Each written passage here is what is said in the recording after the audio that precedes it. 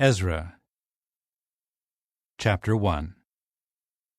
In the first year of King Cyrus of Persia, in order that Jehovah's word spoken by Jeremiah would be fulfilled, Jehovah stirred the spirit of King Cyrus of Persia to make a proclamation throughout his kingdom, which he also put in writing, saying, "This is what King Cyrus of Persia says. Jehovah, the God of the heavens, has given me all the kingdoms of the earth, and he has commissioned me to build him a house in Jerusalem, which is in Judah. Whoever there is among you of all his people, may his God be with him, and let him go up to Jerusalem, which is in Judah, and rebuild the house of Jehovah, the God of Israel. He is the true God, whose house was in Jerusalem. Anyone who is residing as a foreigner, wherever he may be, let him be helped by his neighbors by their giving him silver and gold, goods and livestock, along with the voluntary offering for the house of the true God, which was in Jerusalem." Then the heads of the paternal houses of Judah and of Benjamin, and the priests and the Levites, every one whose spirit the true God had stirred, prepared to go up and rebuild the house of Jehovah, which was in Jerusalem. All those around them supported them by giving them utensils of silver and of gold, goods, livestock, and valuable things, besides all the voluntary offerings. King Cyrus also brought out the utensils of the house of Jehovah that Nebuchadnezzar had taken from Jerusalem and had put in the house of his God. King Cyrus of Persia brought them out under the supervision of Mithridath, the treasurer, who made an inventory of them for Sheshbazzar, the chieftain of Judah. Now this was the inventory: 30 basket-shaped vessels of gold, 1,000 basket-shaped vessels of silver, 29 replacement vessels, 30 small gold bowls, 410 small silver bowls, 1,000 other utensils. All the utensils of gold and of silver were 5,400. Sheshbazzar brought all of these up when the exiles were brought out of Babylon to Jerusalem. Chapter 2. And these were the people of the province who came up from the captives of the exile, those whom King Nebuchadnezzar of Babylon had exiled to Babylon, and who later returned to Jerusalem and Judah, each to his own city. Those who came with Zerubbabel, Jeshua, Nehemiah, Sariah, Realiah, Mordecai, Bilshan, Mispar, Bigvai, Rehum, and Baanah. The number of the Israelite men included the sons of Parosh, 2,172. The sons of Shephatiah, 372. The sons of Erah, 775. The sons of Pahath-Moab, of the sons of Jeshua and Joab, 2,812. The sons of Elam, 1,254. The sons of Zattu, 945. The sons of Zakkai, 760. The sons of Bani, 642. The sons of Bebai, 623. The sons of Azgad, 1,222. The sons of Adonikam, 666. The sons of Bigvai, 2,056. The sons of Adin, 454. The sons of Ater of Hezekiah, 98. The sons of Bezai, 323. The sons of Jorah, 112. The sons of Hashem, 223. The sons of Gibbar, 95. The sons of Bethlehem, 123. The men of Netophah, 56. The men of Anathoth, 128. The sons of Asmaveth, 42. The sons of Kiriath-Jearim, Kephirah, and Beeroth, 743. The sons of Ramah and Geba, 621. The men of Michmas, 122. The men of Bethel and Ai, 223. The sons of Nebo, 52. The sons of Magbish, 156. The sons of the other Elam, 1,254. The sons of Harim, 320. The sons of Lod, Hadid, and Ono, 725. The sons of Jericho, 345. The sons of Sineah, 3,630. The priests. The sons of Jedaiah, of the house of Jeshua, 973. The sons of Immer, 1,052. The sons of Pashur, 1,247. The sons of Harim, 1,017. The Levites. The sons of Jeshua and Kadmiel, of the sons of Hodaviah, 74. The singers. The sons of Asaph, 128. The sons of the gatekeepers. The sons of Shallum, the sons of Ater, the sons of Talmon. The sons of Akub, the sons of Hatita, the sons of Shobai, altogether 139. The temple servants. The sons of Zihah, the sons of Hasupha, the sons of Tabaoth, the sons of Keros, the sons of Siaha, the sons of Padon, the sons of Labana, the sons of Hagabah, the sons of Akub, the sons of Hagab, the sons of Salmai, the sons of Hanan, the sons of Giddel, the sons of Gehar, the sons of Reaiah, the sons of Rezin, the sons of Nekoda, the sons of Gazam, the sons of Uzzah, the sons of Paseah, the sons of Besai, the sons of Asna, the sons of Meunim, the sons of Nephusim, the sons of Bakbuk, the sons of Hakupha, the sons of Harher, the sons of Bazluth, the sons of Mahida, the sons of Harsha, the sons of Barkos, the sons of Sisera, the sons of Tema, the sons of Neziah, the sons of Hatipha. The sons of the servants of Solomon. The sons of Sotai, the sons of Sophereth, the sons of Peruda, the sons of Jaala, the sons of Darkon, the sons of Giddel, the sons of Shephatiah, the sons of Hattil, the sons of Pokereth-Hazzebaim, the sons of Amai. All the temple servants and the sons of the servants of Solomon were 392. And these went up from Tel-Melah, Tel-Harsha, Kerub, Adon, and Immer, but they were unable to verify their paternal house and their origin as to whether they were Israelites. The sons of Delaiah, the sons of Tobiah, the sons of Nekoda, 652. And of the sons of the priests, the sons of Habiah, the sons of Hakkoz, the sons of Barzillai, who took a wife from the daughters of Barzillai the Gileadite, and was called by their name. These looked for their records to establish their genealogy, but they did not find them, so they were disqualified from the priesthood. The governor told them that they could not eat from the most holy things until there was a priest who could consult the Urim and Thummim. The total number of the entire congregation was 42,360, apart from their male and female slaves, who were 7,337. They also had 200 male and female singers. Their horses were 736, their mules 245, their camels 435, their donkeys 6,720. When they arrived at the house of Jehovah in Jerusalem, some of the heads of the paternal houses made voluntary offerings for the house of the true God, to rebuild it on its own site. According to their means, they gave to the project treasury 61,000 gold drachmas, 5,000 silver minas, and 100 robes for the priests. And the priests, the Levites, some of the people, the singers, the gatekeepers, and the temple servants settled in their cities, and all the rest of Israel settled in their cities. Chapter 3.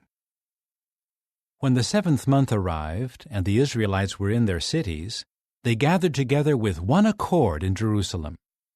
Jeshua, the son of Jehozadak, and his fellow priests, and Zerubbabel, the son of Shealtiel, and his brothers, rose up and built the altar of the God of Israel, so that they could offer up burnt sacrifices on it, as it is written in the law of Moses, the man of the true God. So they set the altar up on its former site, despite their fear of the peoples of the surrounding lands, and they began offering up burnt sacrifices to Jehovah on it, the morning and the evening burnt sacrifices. Then they held the festival of booths, according to what is written, and day by day they offered up the specified number of burnt sacrifices that were required each day. Afterward they offered up the regular burnt offering, and the offerings for the new moons, and those for all the sanctified festival seasons of Jehovah, as well as those from everyone who willingly offered a voluntary offering to Jehovah. From the first day of the 7th month, they started to offer up burnt sacrifices to Jehovah, though the foundation of Jehovah's temple had not yet been laid. They gave money to the stone cutters and the craftsmen, and food and drink and oil to the Sidonians and the Tyrians for bringing cedar timbers by sea from Lebanon to Joppa, according to the authorization granted them by King Cyrus of Persia. In the 2nd year after they came to the house of the true God at Jerusalem, in the 2nd month, Zerubbabel the son of Shealtiel, Jeshua the son of Jehozadak, and the rest of their brothers, the priests and the Levites, and all those who had come to Jerusalem out of the captivity, started the work. They appointed the Levites from 20 years old and up to serve as supervisors over the work of the house of Jehovah. So Jeshua, his sons and his brothers, and Kadmiel and his sons, the sons of Judah, joined together to supervise those doing the work in the house of the true God, along with the sons of Henadad, their sons and their brothers, the Levites. When the builders laid the foundation of the temple of Jehovah, then the priests in official clothing with the trumpets, and the Levites, the sons of Asaph, with the cymbals, stood up to praise Jehovah according to the direction of King David of Israel. And they began to sing in response by praising and giving thanks to Jehovah, for he is good. His loyal love toward Israel endures forever. Then all the people shouted with a loud shout of praise to Jehovah, because the foundation of the house of Jehovah had been laid. Many of the priests, the Levites, and the heads of the paternal houses, the old men who had seen the former house, wept with a loud voice when they saw the foundation of this house being laid, while many others shouted joyfully at the top of their voice. So the people could not distinguish the sound of the joyful shouts from the sound of the weeping, for the people were shouting so loudly that the sound was heard from a great distance. Chapter 4. When the enemies of Judah and Benjamin heard that the returned exiles were building a temple to Jehovah the God of Israel, they immediately approached Zerubbabel and the heads of the paternal houses and said to them, "Let us build along with you, for like you, we worship your God, and we have been sacrificing to him since the days of King Esarhaddon of Assyria, who brought us here." However, Zerubbabel and Jeshua and the rest of the heads of the paternal houses of Israel said to them, "You have no share with us in building a house to our God, for we alone will build it to Jehovah the God of Israel, just as King Cyrus the king of Persia has commanded us." Then the people of the land were continually discouraging the people of Judah and disheartening them from building. They hired advisers against them to frustrate their plans all the days of King Cyrus of Persia until the reign of King Darius of Persia. At the beginning of the reign of Ahasuerus, they wrote an accusation against the inhabitants of Judah and Jerusalem. And in the days of King Artaxerxes of Persia, Bishlam, Mithridath, Tabiel, and the rest of his colleagues wrote to Artaxerxes the king. They translated the letter into Aramaic, writing it with Aramaic characters. Rehum, the chief government official, and Shimshai the scribe wrote a letter against Jerusalem to King Artaxerxes as follows. It was from Rehum, the chief government official, and Shimshai the scribe, and the rest of their colleagues, the judges and the lesser governors, the secretaries, the people of Erech, the Babylonians, the inhabitants of Susa, that is, the Elamites, and the rest of the nations that the great and honorable Asanappar took into exile and settled in the cities of Samaria, and the rest in the region beyond the river. And now this is a copy of the letter that they sent him. To King Artaxerxes, from your servants, the men of the region beyond the river. And now, let it be known to the king that the Jews who came up here from you to us have arrived at Jerusalem. They are rebuilding the rebellious and wicked city, and they are finishing the walls and repairing the foundations. Now let it be known to the king that if this city should be rebuilt and its walls finished, they will not give tax, tribute, or toll, and it will result in a loss to the treasuries of the kings. Since we eat the salt of the palace, and it is not proper for us to see the king's interests harmed, we have therefore sent to make this known to the king, so that there may be an investigation of the book of records of your ancestors. You will find in the book of records and learn that this city is a rebellious city, injurious to kings and provinces, and within it have been those stirring up sedition from ancient times. That is why this city was destroyed.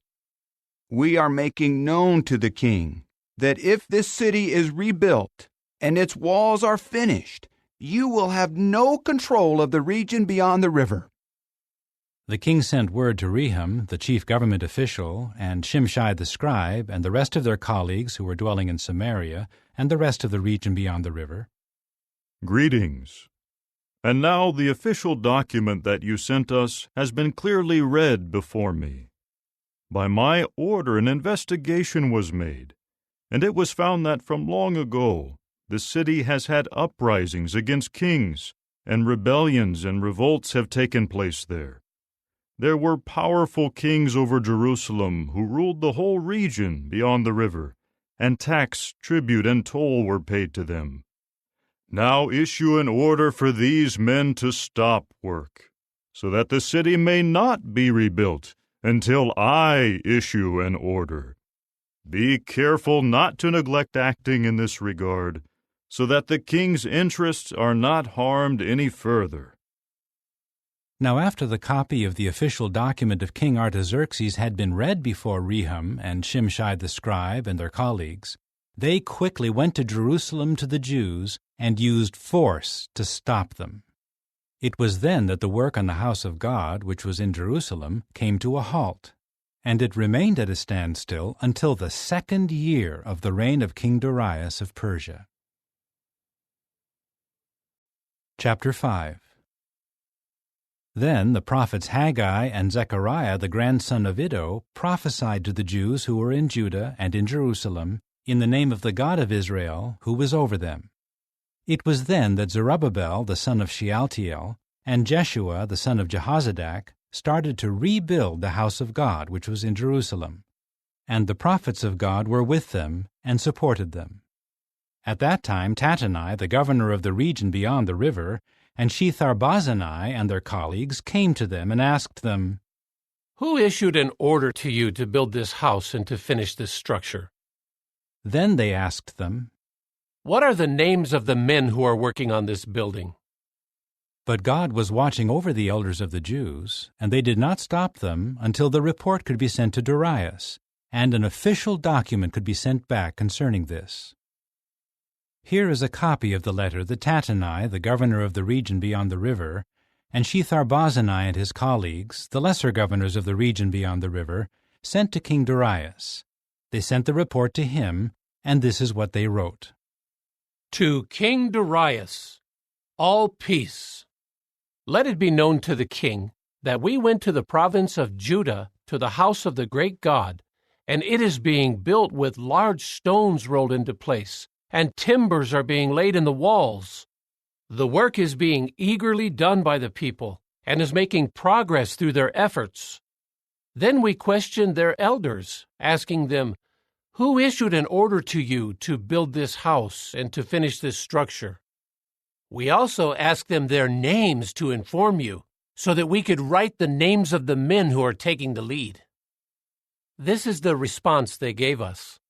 We are the servants of the God of the heavens and the earth, and we are rebuilding the house that was built many years ago, which a great king of Israel built and finished. However, because our fathers angered the God of the heavens, he gave them into the hand of King Nebuchadnezzar of Babylon the Chaldean, who demolished this house and took the people into exile to Babylon. Nevertheless, In the first year of King Cyrus of Babylon, King Cyrus issued an order to rebuild this house of God. Moreover, King Cyrus took out of the temple of Babylon the gold and silver vessels of the house of God that Nebuchadnezzar had taken from the temple in Jerusalem and had brought to the temple of Babylon. They were given to a man named Sheshbazzar, whom Cyrus made governor. Cyrus said to him, "Take these vessels, go, deposit them in the temple that is in Jerusalem, and let the house of God be rebuilt in its former place." Then this Sheshbazzar came, and he laid the foundations of the house of God which is in Jerusalem, and it has been under construction from then until now, but it has not been completed.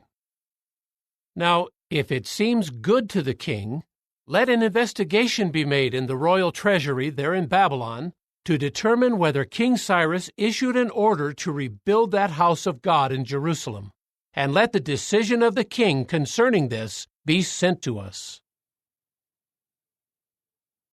Chapter 6. It was then that King Darius issued an order, and they made an investigation in the archives where the treasures were deposited in Babylon. And a scroll was found in the citadel at Ecbatana in the province of Media, and the following memorandum was written on it. In the first year of King Cyrus issued an order concerning the house of God in Jerusalem. Let the house be rebuilt as the place where they are to offer sacrifices, and its foundations are to be set in place.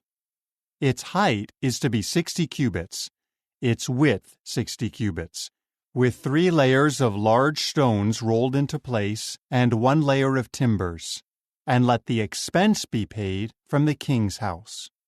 Also, let the gold and silver vessels of the house of God that Nebuchadnezzar took out of the temple that was in Jerusalem and brought to Babylon be returned, so that they may be put in their place in the temple in Jerusalem and be deposited in the house of God. So now, Tattenai, the governor of the region beyond the river, Shethar-bozenai, and your colleagues, the lesser governors of the region beyond the river, stay away from there. Do not interfere with the work on that house of God. The governor of the Jews and the elders of the Jews will rebuild that house of God in its former place. Furthermore, I am issuing an order as to what you are to do for these elders of the Jews for rebuilding that house of God. From the royal treasury, from the tax collected in the region beyond the river, the expenses are to be promptly given to these men to continue without interruption. And whatever is needed, young bulls as well as rams and lambs for the burnt offerings to the God of heaven, wheat, salt, wine, and oil, just as the priests who are in Jerusalem say, is to be given them continually, day by day, without fail, so that they may continually present offerings that please the God of the heavens, and pray for the life of the king and his sons. I have also issued an order that if anyone violates this decree, a timber will be pulled out of his house, and he will be lifted up and fastened to it, and his house will be turned into a public latrine for this offense. And may the God who has caused his name to reside there overthrow any king and people who lift a hand to violate this order and destroy that house of God which is in Jerusalem. I, Darius, issue this order. Let it be done promptly. Then Tattenai, the governor of the region beyond the river, Shethar-bozenai and their colleagues, promptly carried out everything that King Darius had ordered. And the elders of the Jews continued building and making progress, urged on by the prophesying of Haggai the prophet and Zechariah the grandson of Iddo. They finished building it by the order of the God of Israel and by the order of Cyrus and Darius and King Artaxerxes of Persia. They completed the house by the 3rd day of the month of Adar, in the 6th year of the reign of King Darius. Then the Israelites, the priests, the Levites, and the rest of the former exiles held the inauguration of this house of God with joy. And they presented for the inauguration of this house of God 100 bulls, 200 rams, 400 lambs, and as a sin offering for all Israel, 12 male goats, corresponding to the number of the tribes of Israel. And they appointed the priests in their groups, and the Levites in their divisions, for the service of God in Jerusalem, according to what is written in the book of Moses. And the former exiles held the Passover on the 14th day of the first month. The priests and the Levites, without exception, had cleansed themselves, so they were all clean. They slaughtered the Passover sacrifice for all the former exiles, for their fellow priests, and for themselves. Then the Israelites who had returned from the exile ate of it, along with everyone who had joined them and had separated himself from the uncleanness of the nations of the land to worship Jehovah, the God of Israel. They also joyfully held the festival of unleavened bread for 7 days, for Jehovah caused them to rejoice, and he had made the heart of the king of Assyria favorable toward them, so that he supported them in the work of the house of the true God, the God of Israel. Chapter 7. After these things, during the reign of King Artaxerxes of Persia, Ezra returned. He was the son of Seraiah, son of Azariah, son of Hilkiah, son of Shallum, son of Zadok, son of Ahitub, son of Amariah, son of Azariah, son of Meraioth, son of Zerahiah, son of Uzzi, son of Buckai, son of Abishua, son of Phinehas, son of Eleazar, son of Aaron, the chief priest. This Ezra came up from Babylon. He was a copyist who was well versed in the law of Moses, which Jehovah the God of Israel had given. The king granted everything he requested, for the hand of Jehovah his God was upon him.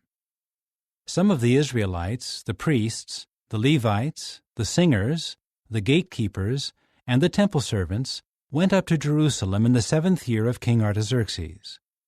And Ezra came to Jerusalem in the 5th month, in the 7th year of the king. On the 1st day of the 1st month he began the journey from Babylon, and he arrived in Jerusalem on the 1st day of the 5th month, for the good hand of his God was upon him. Ezra had prepared his heart to consult the law of Jehovah, and to practice it, and to teach its regulations and judgments in Israel. This is a copy of the letter that King Artaxerxes gave to Ezra the priest and copyist, an expert in the study of the commandments of Jehovah and of his regulations to Israel. Artaxerxes, the king of kings, to Ezra the priest, the copyist of the law of the God of the heavens, may you have perfect peace.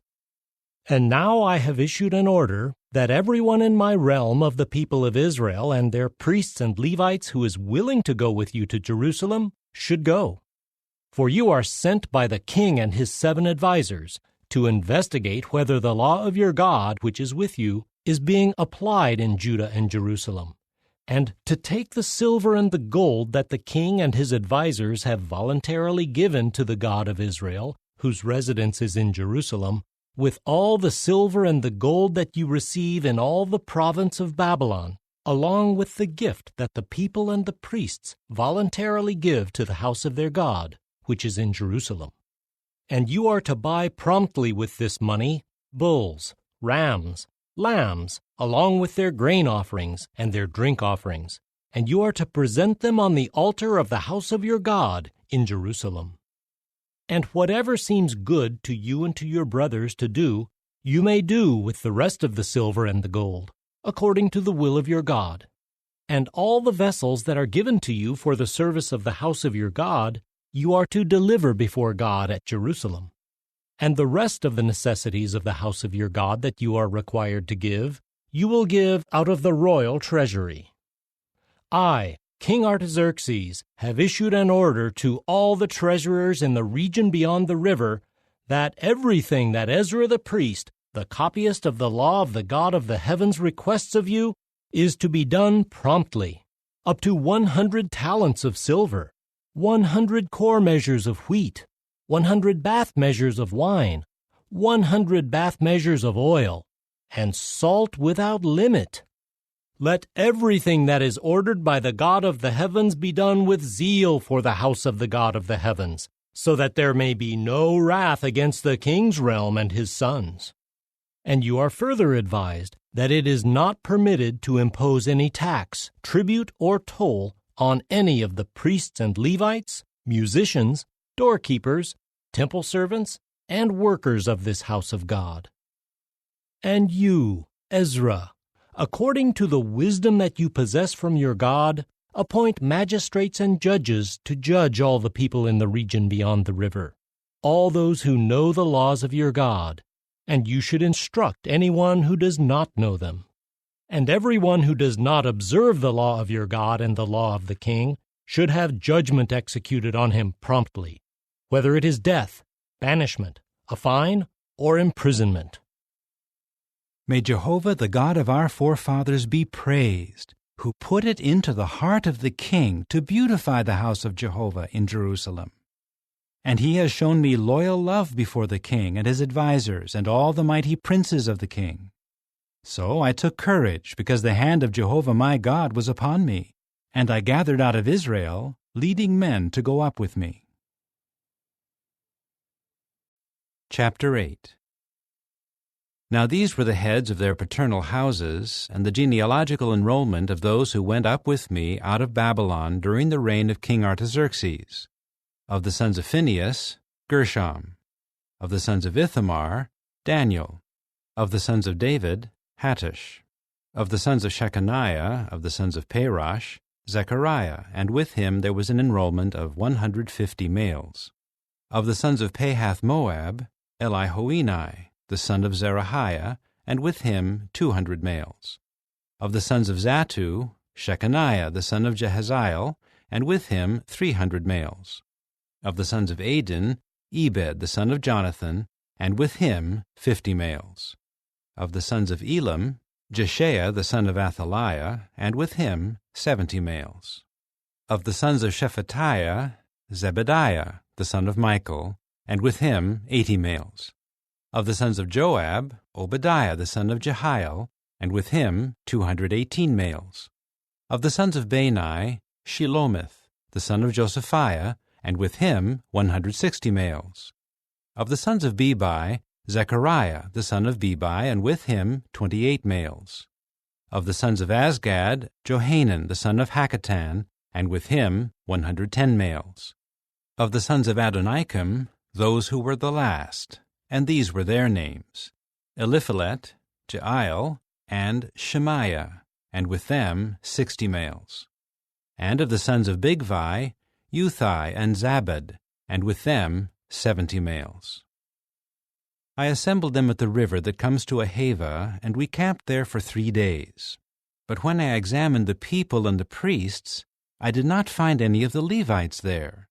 So I sent for Eleazar, Ariel, Shemaiah, Elnathan, Jarib, Elnathan, Nathan, Zechariah, and Meshullam, who were leading men, and for Joiarib and Elnathan, who were instructors. Then I gave them a command concerning Iddo, the leader in the place called Cassaphiah. I told them to tell Iddo and his brothers, the temple servants who were in Cassaphiah, to bring to us ministers for the house of our God. Since the good hand of our God was upon us, they brought a discreet man from the sons of Malai, the grandson of Levi, the son of Israel, namely Sherebiah, and his sons and his brothers, 18 men. And Hashabiah, and with him Jeshaiah from the Merarites, his brothers and their sons, 20 men. And there were 220 of the temple servants, whom David and the princes gave to the service of the Levites, all of whom had been designated by name. Then I proclaimed a fast there at the river Ahava, to humble ourselves before our God, to seek guidance from him for our journey, for us and for our children, and for all our goods.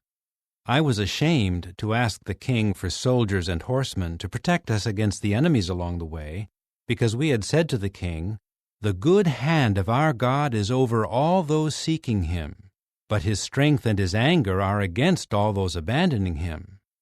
So we fasted and made request of our God concerning this, and he listened to our entreaty.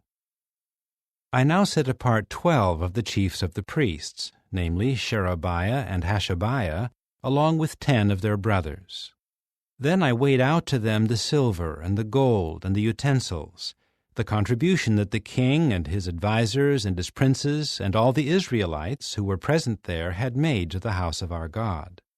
Thus I weighed out into their hand 650 talents of silver, 100 silver utensils worth 2 talents, 100 talents of gold, 20 small gold bowls worth 1,000 derricks, and 2 utensils of fine copper, gleaming red, as desirable as gold. Then I said to them, "You are holy to Jehovah, and the utensils are holy, and the silver and the gold are a voluntary offering to Jehovah, the God of your forefathers.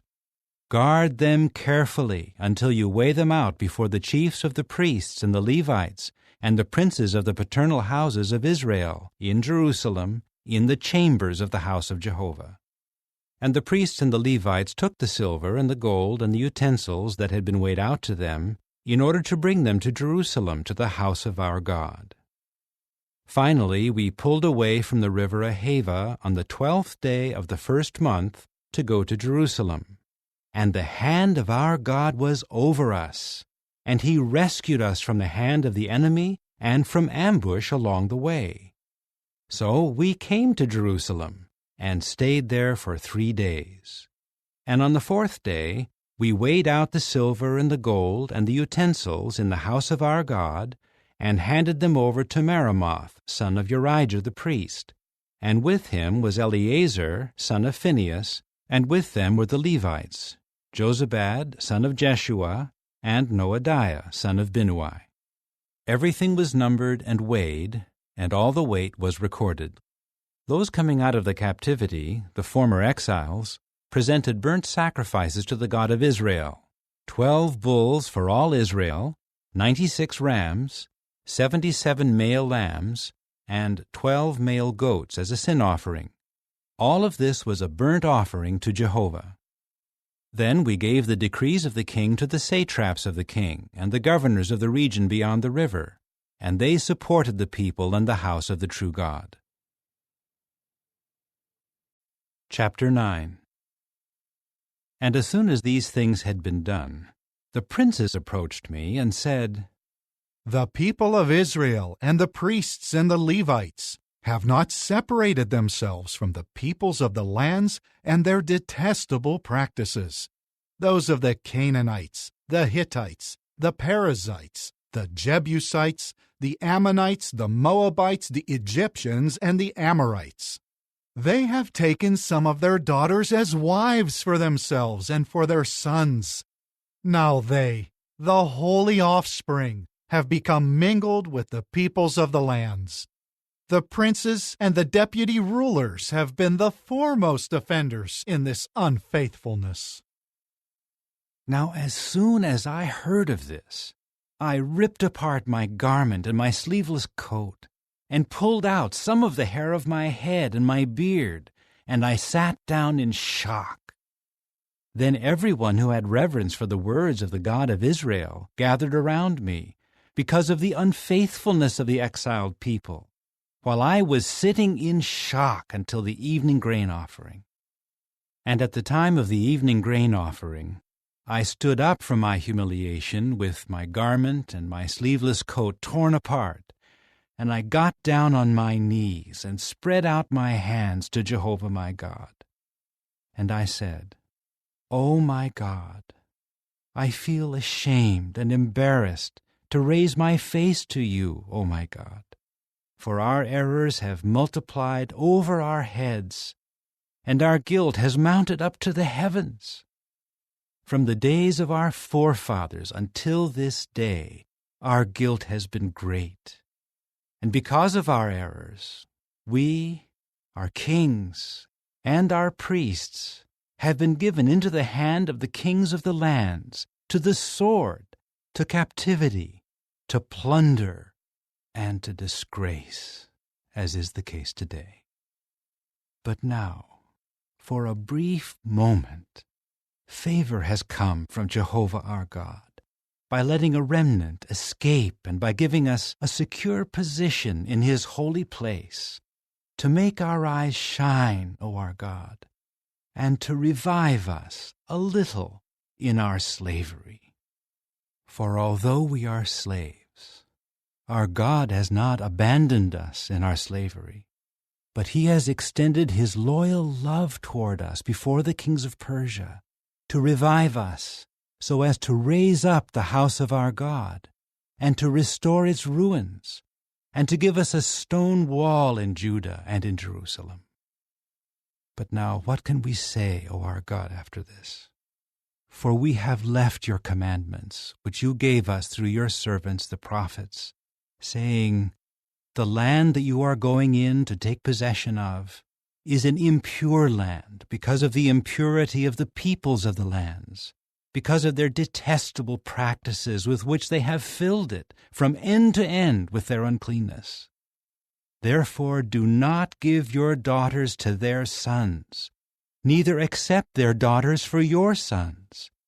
And you must never seek their peace and their prosperity, so that you may grow strong and eat the good of the land, and take possession of it for your sons forever. And after all that has come upon us for our bad deeds and our great guilt, for you, O our God, have not dealt with us according to our error, and you have allowed those of us here to escape. Are we to break your commandments again and form marriage alliances with the peoples who practice these detestable things? Would you not become so angry with us that you would completely destroy us, leaving no remnant or survivor? O Jehovah, the God of Israel, you are righteous, for we have survived as a remnant to this day. Here we are before you in our guilt, for it is impossible to stand before you because of this. Chapter 10. While Ezra was praying and making confession, weeping and lying prostrate before the house of the true God, a large crowd of men, women, and children of Israel gathered around him, for the people were weeping profusely. Then Shechaniah, the son of Jehiel of the sons of Elam, said to Ezra, We have acted unfaithfully against our God by marrying foreign women from the peoples of the land. Despite this, there is still hope for Israel. Now let us make a covenant with our God to send away all the wives and those born from them, in harmony with the direction of Jehovah and of those who have reverence for the commandment of our God. Let us act according to the law. Get up, for this matter is your responsibility, and we are with you. Be strong and take action. At that, Ezra rose and had the chiefs of the priests, the Levites, and all Israel take an oath to do what had been said. So they took an oath. Ezra now got up from before the house of the true God and went to the chamber of Jehohanan, the son of Eliashib. Although he went there, he ate no food and drank no water, for he was in mourning because of the unfaithfulness of the exiled people. Then they made a proclamation throughout Judah and Jerusalem, that all the former exiles gather together at Jerusalem, and according to the decision of the princes and the elders, anyone who did not come within 3 days' time would have all his goods confiscated, and he would be banished from the congregation of the exiled people. So all the men of Judah and Benjamin gathered together at Jerusalem within 3 days, that is, in the 9th month, on the 20th day of the month. All the people were sitting in the courtyard of the house of the true God, shivering because of the matter at hand, and because of the heavy rain. Then Ezra the priest rose and said to them, You have acted unfaithfully by marrying foreign women, and so you have added to the guilt of Israel. Now make confession to Jehovah, the God of your forefathers, and do his will. Separate yourselves from the peoples of the land and from these foreign wives. To this, the whole congregation answered with a loud voice, It is our duty to do exactly as you say. However, there are many people, and it is the rainy season. It is not possible to stand outside, and the matter will not take just 1 or 2 days, for we have rebelled extensively in this matter. So, please, let our princess represent the entire congregation, and let all those in our cities who have married foreign women come at an appointed time, along with the elders and judges of each city, until we turn back the burning anger of our God from us concerning this matter. However, Jonathan, the son of Asahel, and Josiah, the son of Tikvah, objected to this, and the Levites, Meshullam and Shabbathai, supported them. But the former exiles did what was agreed on, and Ezra the priest and the family heads of their paternal houses, all designated by name, convened separately on the first day of the 10th month to look into the matter. And by the first day of the first month they finished dealing with all the men who had married foreign women. And it was discovered that some of the sons of the priests had married foreign women. Of the sons of Jeshua, the son of Jehozadak and his brothers, Maaseiah, Eliezer, Jarib, and Gedaliah. But they promised to send their wives away, and since they were guilty, they would offer a ram of the flock for their guilt. Of the sons of Immer, there were Hanani and Zebediah. And of the sons of Harim, Maaseiah, Elijah, Shemaiah, Jehiel, and Uzziah. And of the sons of Pashur, Elioenai, Maaseiah, Ishmael, Nathanael, Jozabad, and Eleasa. And of the Levites there were Jozabad, Shimei, Keliah, that is, Kelita, Pethahiah, Judah, and Eliezer. And of the singers, Eliashib, and of the gatekeepers, Shallum, Telem, and Uri. And of Israel, of the sons of Parosh, there were Ramiah, Isaiah, Malchijah, Mijamin, Eleazar, Malchijah, and Benaiah. And of the sons of Elam, Mattaniah, Zechariah, Jehiel, Abdi, Jeremoth, and Elijah. And of the sons of Zattu, Elioenai, Eliashib, Mattaniah, Jeremoth, Zabad, and Aziza. And of the sons of Bebai, Jehohanan, Hananiah, Zabbai, and Athli. And of the sons of Bani, Meshullam, Malach, Adiah, Jashub, Sheal, and Jeremoth. And of the sons of Pahath-Moab, Adnah, Kelal, Benaiah, Maaseiah, Mattaniah, Bezalel, Binnui, and Manasseh. And of the sons of Harim, Eliezer, Ishijah, Malchijah, Shemaiah, Shimeon, Benjamin, Malach, and Shemariah. Of the sons of Hashem, Mattini, Mattita, Zabad, Eliphalet, Jeremiah, Manasseh, and Shimei. Of the sons of Bani, Maadai, Amram, Uel, Benaiah, Bediah, Keluhi, Benaiah, Meremoth, Eliashib, Mattaniah, Mattini, and Jeasu. And of the sons of Binnui, Shimei, Shelemiah, Nathan, Adiah, Machnadabai, Sheshai, Sherai, Azarel, Shelemiah, Shemariah, Shallum, Amariah, and Joseph. And of the sons of Nebo, Jeiel, Mattathiah, Zabad, Zabina, Jaddai, Joel, and Benaiah. All of these had taken foreign wives, and they sent their wives away along with their sons.